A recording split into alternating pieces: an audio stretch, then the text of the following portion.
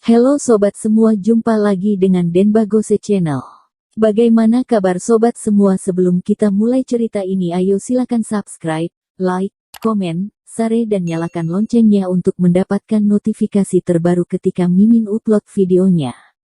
Dr. Stranger, bab 798 masalah selesai. Ardelina Chen mengerutkan kening, kalian jangan berbicara seperti itu. Mungkin Thomas Kin benar-benar kenal seseorang. Sekarang Jessie Deng dalam masalah, tentu saja semua orang harus membantu bersama. Gary Do mendengus dingin, ini adalah penguasa Si Cheng. Kak Evan tidak bisa diajak bicara oleh sembarangan orang. Jika mencari orang yang tidak berstatus, mungkin akan membuat marah Kak Evan, dan memperburuk keadaan. Begitu Jessie Deng mendengarnya, dia semakin tidak berani membiarkan Thomas Kin berbicara. Kamu cepat diam. Biarkan Tuan Muda Do menemukan jalan, kalian jangan bicara. Setelah berbicara, suasana menjadi sunyi. Meskipun ketidaknyamanan seperti ini terjadi saat pesta sangatlah mengganggu, apa daya itu sudah terjadi. Gary Do menelepon dan mulai menghubungi. Ardelina Chen berbisik kepada Thomas Kin, apakah kamu benar-benar mengenal seseorang yang dapat membantu? Thomas Kin mengangguk. Ardelina Chen bimbang sejenak dan berkata, kalau begitu kamu juga bisa membantu menghubung, ya. Itu semua teman-temanku, jika terjadi sesuatu, aku akan merasa menyesal. Thomas Kin tidak ingin membantu, Jessie Deng berbicara kasar, dan tidak menganggap dirinya, tidak perlu pedulikan dia. Tetapi karena Ardelina Chen buka mulut, Thomas Kin dengan enggan setuju. Mengeluarkan ponsel dan mengirim pesan WeChat ke Monica Lei. Melihat Thomas Kin mengotak-atik teleponnya beberapa kali, Ardelina Chen bertanya, sudah beres? Thomas Kin mengangguk, sudah beres. Secepat ini. Tadinya masih ada secercah harapan, tetapi sekarang Ardelina Chen sama sekali tidak berharap lagi. Sepertinya Thomas Kin juga tidak berdaya. Jessie Deng hanya bisa menerima nasib. Perhatian semua orang tertuju pada Gary Do, berharap Tuan Muda Do dapat menemukan orang yang hebat. Tuan Muda Do meminta akun WeChat setelah beberapa pertanyaan. Jangan khawatir, aku menghubungi seorang kakak laki-laki yang bisa berbicara dengan Kak Evan.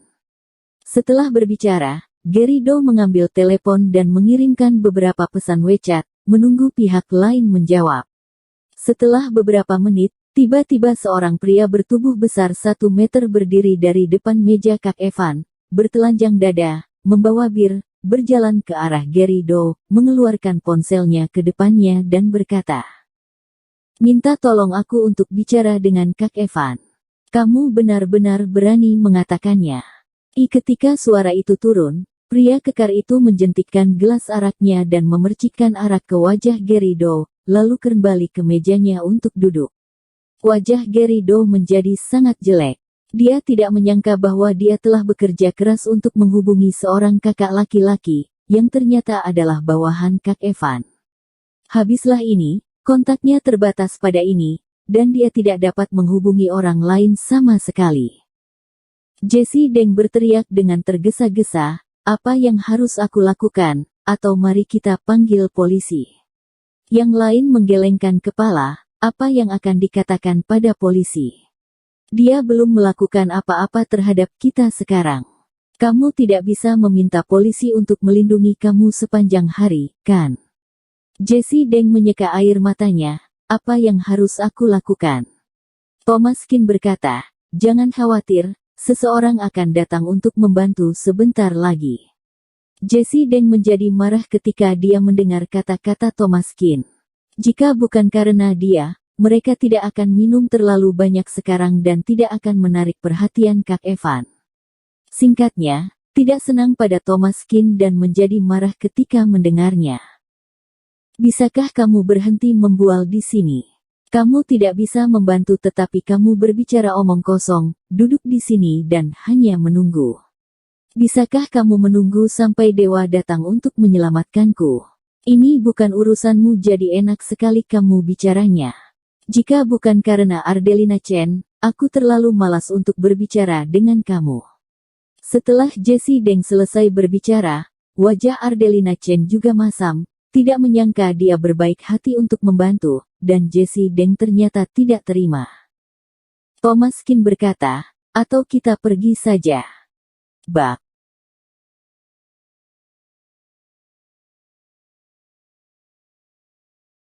Dr. Stranger, bab 799 Kak Monica bersulang. Thomas Qin bangkit dan berjalan keluar bersama Ardelina Chen. Jessie Deng pucat karena marah. Lihat, inilah sahabat palsu, aku mengalami musibah, dan mereka berlari lebih cepat dari siapapun. Saat Thomas Qin baru saja keluar, tiba-tiba seorang wanita dengan gaun merah di aula berjalan menghampiri dengan 4 pengawal. Wanita itu bergaun merah dan bersepatu merah, rambut hitam panjang, penuh karisma seorang wanita pemimpin, yang mengikutinya semua adalah veteran tentara berkualifikasi tinggi, berjalan dengan gagah bagaikan harimau, dengan mata tajam seperti serigala lapar, yang mana sangat menakutkan. Wanita ini apakah itu Monica Lei? Monica Lei. Semua orang tercengang, tidak pernah mengira bahwa Monica Lei akan datang. Mereka melihat Monica Lei di foto barusan, penguasa kota X, statusnya luar biasa, para pengusaha berlomba-lomba berfoto dengannya, dan sangat menghormatinya. Bagaimana Monica Lei bisa muncul di sini? Begitu Monica Lei masuk, Kak Evan dan temannya berdiri serempak seolah-olah terkena ledakan. Sikapnya yang sembrono segera menghilang, semua menjadi serius. Kak Evan mendelik dan berteriak dengan suara rendah. Cepat pakai baju. Semua orang mengambil pakaian mereka, berpakaian rapi, dan berdiri tegak. Kak Monica. Monica Lei melirik Kak Evan, lalu melirik ke sisi Jessie Deng, dan bertanya. Di mana Tuan Qin? Kak Evan tampak kosong, Tuan Qin adalah. Monica Lei mengabaikannya dan berjalan ke sisi Jessie Deng dan bertanya. Siapa Jessie Deng? Jessie Deng berdiri dengan panik dan berkata dengan cepat. Aku, Kak halo Kak Monica. Monica Lei melihat ke atas dan ke bawah, mengangguk, dan berkata.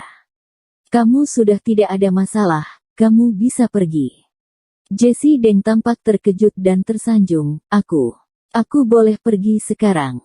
Kak Monica, Anda. Monica Lei melirik Kak Evan dan bertanya. Tidak ada dendam besar, kan? Saat Kak Monica bicara, jangankan ada keluhan, bahkan jika benar-benar ada kebencian yang dalami, juga harus mengesampingkannya. Kak Monica, tidak apa-apa, hanya sedikit masalah kecil. Karena Kak Monica yang mengatakannya, mari kita hapus. Monica Lei mengangguk, ini bukan masalah besar. Aku hanya maju untuk membantu kalian menengahi. Sayang sekali Tuan Qin sudah pergi, padahal aku ingin bersulang. Kata-kata Monica Lei benar-benar membuat keributan. Bersulang untuk Tuan Qin. Semua orang tahu siapa Tuan Qin. Hanya ada satu bermarga Qin, Thomas Qin yang baru saja pergi. Apakah karena Thomas Qin, maka Monica Lei muncul. Kak Monica bersulang untuk Thomas Qin. Jessie Deng kaget, tidak bisa mempercayainya, dan bertanya ragu-ragu. Kak Monica, kamu dan Tuan Qin adalah. Jika orang lain yang bertanya, Monica Lei tidak akan repot-repot menjelaskan, tapi baru saja Tuan Qin mengirim pesan dan menyebut Jessie Deng ini, tentunya mereka berteman. Monica Lei berkata, Tuan Qin adalah orang yang sangat aku hormati. Karena kamu adalah teman Tuan Qin, kamu dapat menghubungi aku jika kamu membutuhkan aku di masa depan.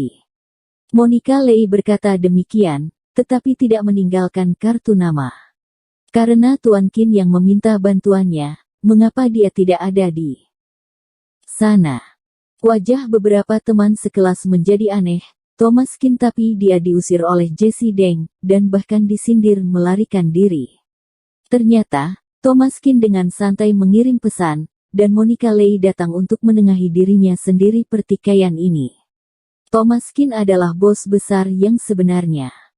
Mobil sport sebelumnya, minum arak, dan bartending, semuanya tidak palsu, tetap mereka tidak memiliki penglihatan yang lihai, sehingga mereka tidak dapat melihat kehebatan Thomas Qin.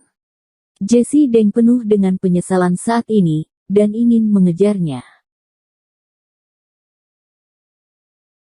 Bersambung. Terima kasih kepada kalian yang telah menonton video ini. Jangan lupa tekan tombol subscribe-nya dan nyalakan notifikasinya untuk mendapatkan video-video seru lainnya dari channel Denbagose.